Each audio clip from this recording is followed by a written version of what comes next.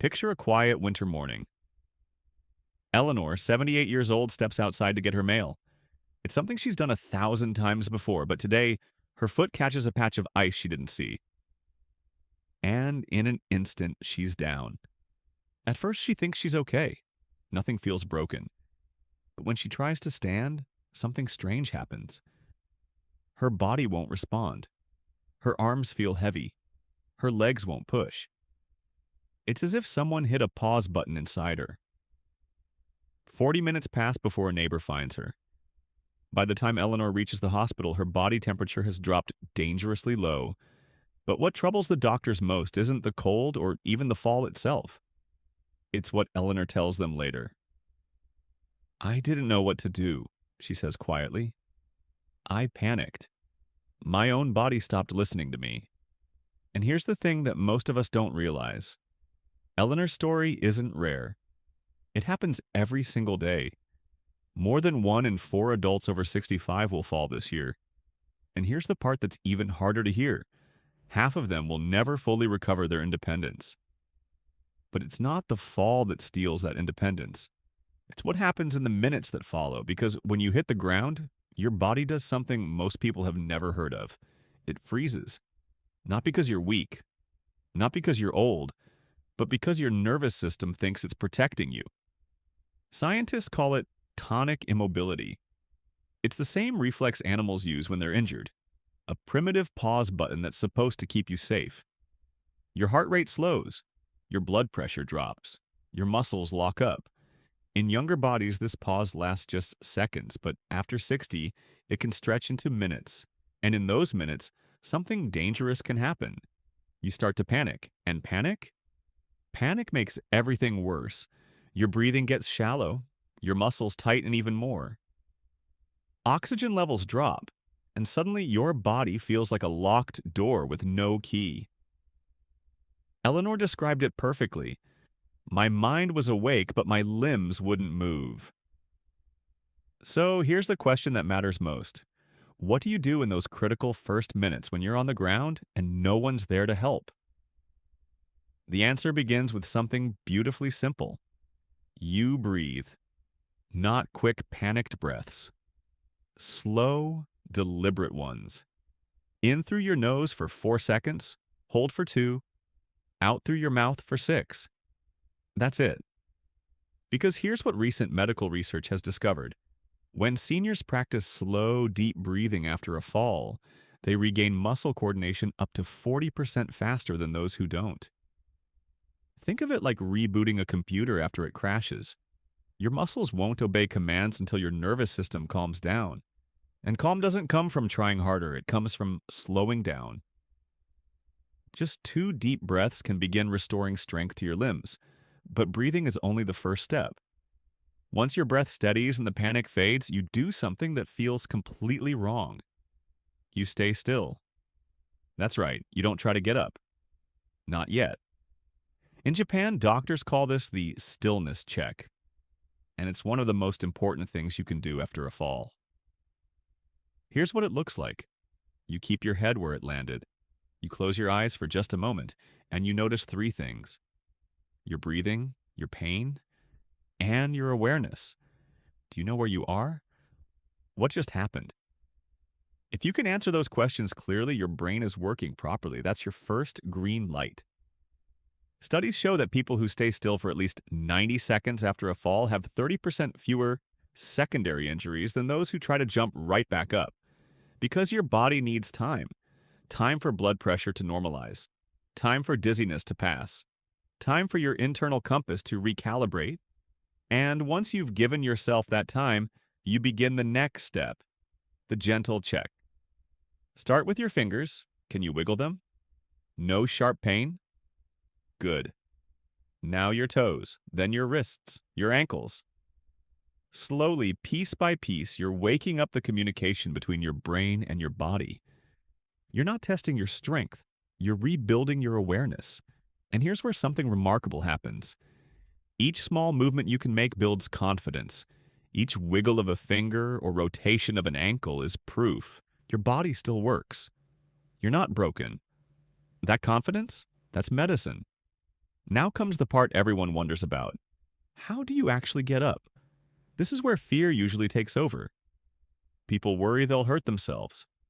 They tense up. They try to stand too quickly and end up falling again. But there's a method, a safe, proven sequence that physical therapists around the world teach. It's called the roll and rise method. Here's how it works.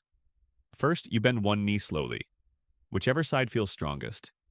Then you roll gently onto that side, using your arm to support your head. Pause. Take another breath. Make sure the room isn't spinning. Next, you bring yourself up onto your elbow. Then push until both hands are flat on the ground. From there, you move one leg forward so you're on all fours, hands and knees. This position is powerful because it spreads your weight evenly. No strain on your spine, no pressure on weak joints. Now you crawl, slowly, toward the nearest sturdy piece of furniture, a chair, a couch, the bed. Place both hands on the seat or edge. Bring your strongest leg forward, foot flat on the floor. And then, using both your arms and that front leg, you push up gently until you're kneeling. One more push and you're standing. Still holding on, still breathing. The whole process might take 3 or 4 minutes. And that's perfect, because this isn't a race, it's a rescue. And you're rescuing yourself. But here's something most people don't know. Getting up isn't the finish line. It's only halfway. Because once you're standing, your blood suddenly shifts downward again. And for older adults, that can cause dizziness, nausea, even a second fall. So you don't walk away. Not yet. You sit down on that chair or bed you just used to get up, and you wait. 1 full minute. During that minute, you take 3 deep breaths. You lightly touch your wrist or neck to feel your pulse. Not to count it, just to feel it. To make sure your heartbeat is steady. If you feel lightheaded, you stay seated. You don't fight it. You let your body recalibrate, and then you drink water. Just a few sips. Because stress pulls water away from your blood and into your muscles. Rehydrating helps your blood pressure stabilize. If you're cold, you wrap yourself in a blanket. Warmth reopens blood vessels and helps your muscles recover. And you talk. Out loud, even if no one's there. You describe what happened. You say where you are, what time it is. Because speaking keeps your brain active. It prevents the slow drift into confusion that sometimes follows shock. This is the recovery window, and it's just as important as getting up. Now, let's talk about what happens in the days and weeks after a fall, because this is where something invisible but powerful takes over. Fear. Eleanor put it simply, I just don't trust my legs anymore. And when you stop trusting your body, you stop moving. You become more careful, more hesitant. And ironically, that caution makes you weaker. Your muscles shrink. Your balance gets worse. And the next fall becomes more likely. It's a cruel cycle. The fear that's supposed to protect you becomes the thing that weakens you. But here's the hopeful truth. Confidence isn't something you're born with. It's something you can rebuild, and you rebuild it the same way you learned to walk as a child, one small, deliberate movement at a time. 3 simple exercises can change everything. The first is called the wall glide. You stand with your back against a wall, feet about 6 inches forward. Then you slide down just an inch. Hold for 3 seconds. Rise slowly. This wakes up the muscles in your thighs and hips, the ones that stabilize you when you move. The second is the chair reach. Sit tall in a sturdy chair. Reach one arm forward, then the other. It seems almost too simple, but this activates the deep muscles along your spine that keep you upright when you reach for things in real life. The third is the ankle roll. While seated, rotate your ankles gently, 5 times in each direction. This improves circulation and something called proprioception, your body's internal map of where you are in space. Most falls happen when that map gets blurry. These 3 exercises take less than 5 minutes. But done twice a day, they don't just rebuild strength, they rebuild trust. In one study, seniors who practiced these movements for just 1 month improved their balance scores by over 50%, and 83% said they slept better. Because when you're no longer afraid to move, your entire nervous system relaxes, even at night. But the most powerful tool isn't physical at all, it's mental. Before you stand or walk, try this. Silently repeat to yourself, my body is stable.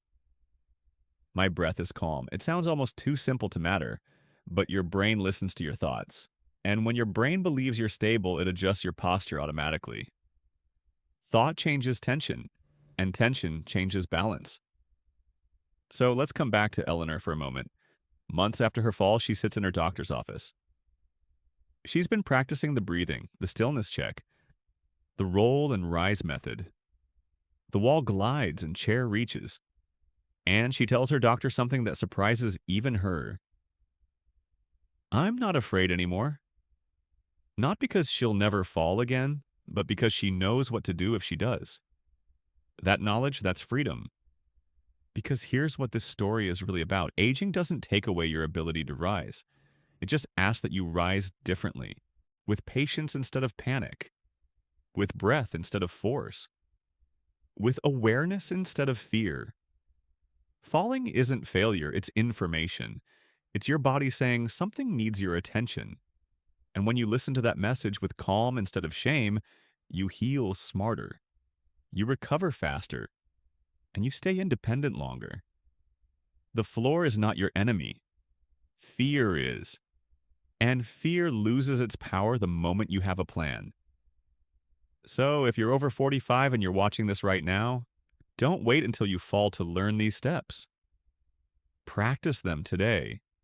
Breathe slowly before you stand. Pause when you feel unsteady. Move deliberately, not quickly. These aren't emergency skills, they're life skills. And they could save your life, or the life of someone you love. Because the power to rise again, it's already yours. It always has been.